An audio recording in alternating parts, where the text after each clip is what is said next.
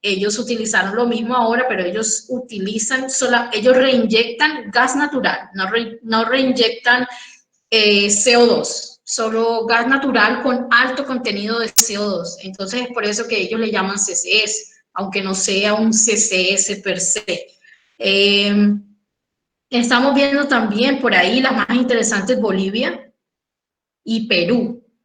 Ahora, aquí es donde vamos a tener los mayores desafíos.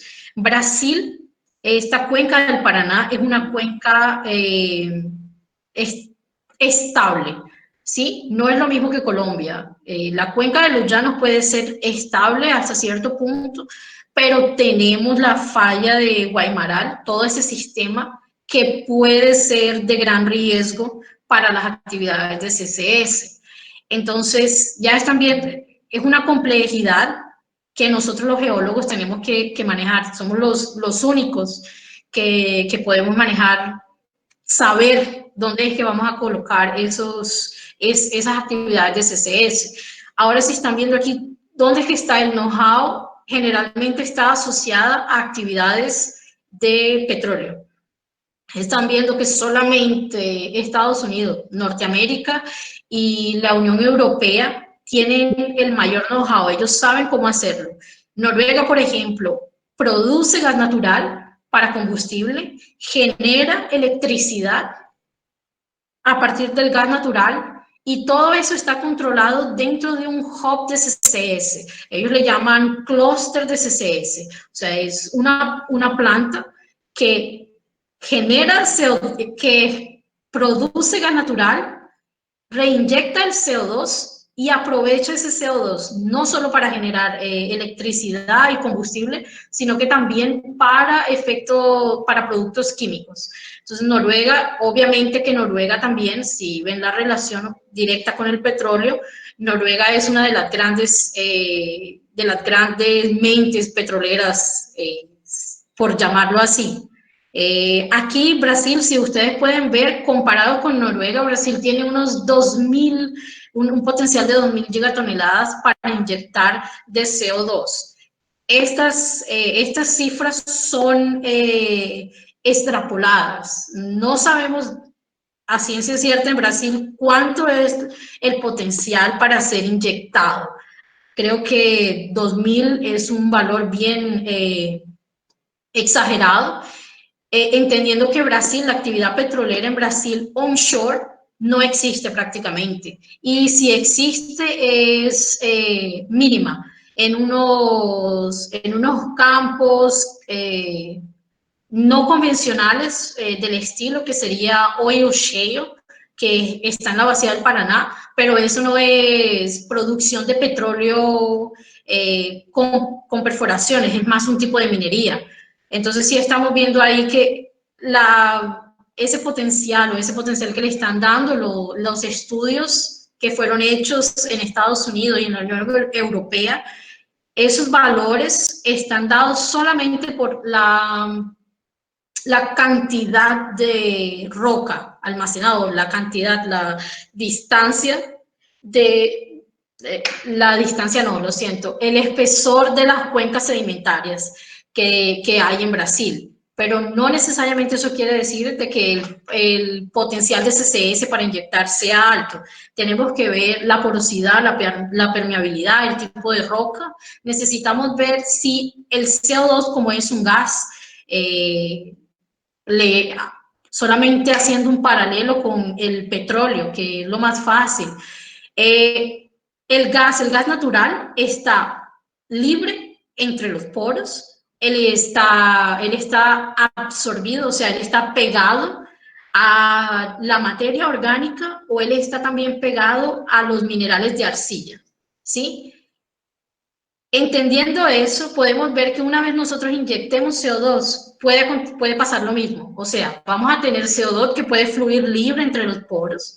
Podemos tener CO2 que vaya a quedar bien pegadito a las láminas de arcilla. Y podemos tener CO2 que vaya a quedar pegado a la materia orgánica.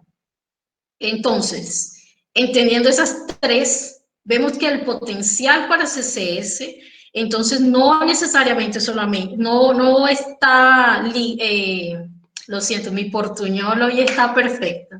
El CCS no está, el potencial de CCS no está solamente relacionado a la cantidad de poro, sino al tipo de grano que tenemos. Si pensamos en que las mejores posibilidades serían rocas porosas, serían los arenitos y en acuíferos salinos.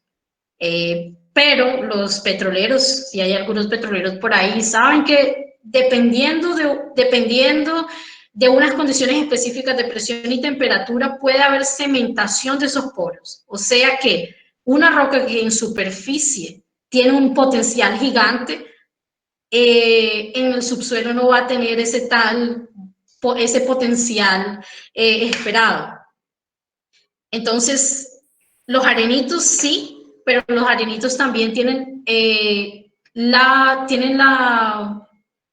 desafío de que tienen que estar bien entrampados. O sea, tenemos que tener trampas estructurales, tenemos que tener la roca sello que sea de una integridad alta para que el CO2 no permee, y tiene que estar lejos de cualquier actividad tectónica. Y eso es muy difícil. Encontrar un arenito que cumpla todas esas condiciones en el caso de Colombia y en el caso de Brasil también. Ahora, la solución más interesante sería en la materia orgánica, que es lo que estamos estudiando aquí en Brasil.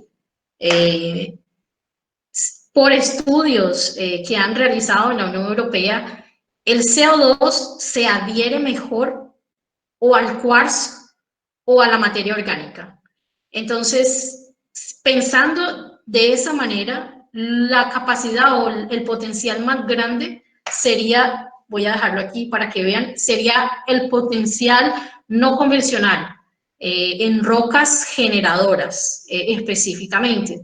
Ahí entonces nos vamos a Colombia, estamos pensando en unidades como la Luna, estamos pensando en unidades como el Guadua, estamos pensando en unidades como el León, estamos pensando en las unidades como Carbonera, ¿sí?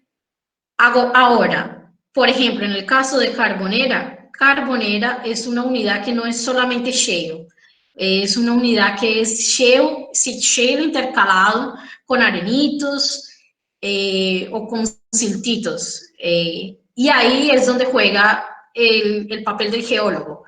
El reservatorio tiene que cumplir tres principios. Tiene que tener capacidad, tiene que tener integridad y tiene que tener seguridad. La integridad es que acepte, o sea, que el cambio del CO2 en toda la vida, en todos los, no sé, 1000, 10.000, 1.000.000 de años que se vaya a quedar en el subsuelo, no salga. Y la seguridad tiene que ver con salidas abruptas de ese CO2 que no necesariamente tengan que ver con la integridad del reservatorio, sino con, por ejemplo, aspectos tectónicos no esperados, sismos y demás. Entonces, cumpliendo esas tres, la formación carbonera, por ejemplo, es una roca sello. Si lo pensamos, es una roca sello, es una roca reservatorio al mismo tiempo.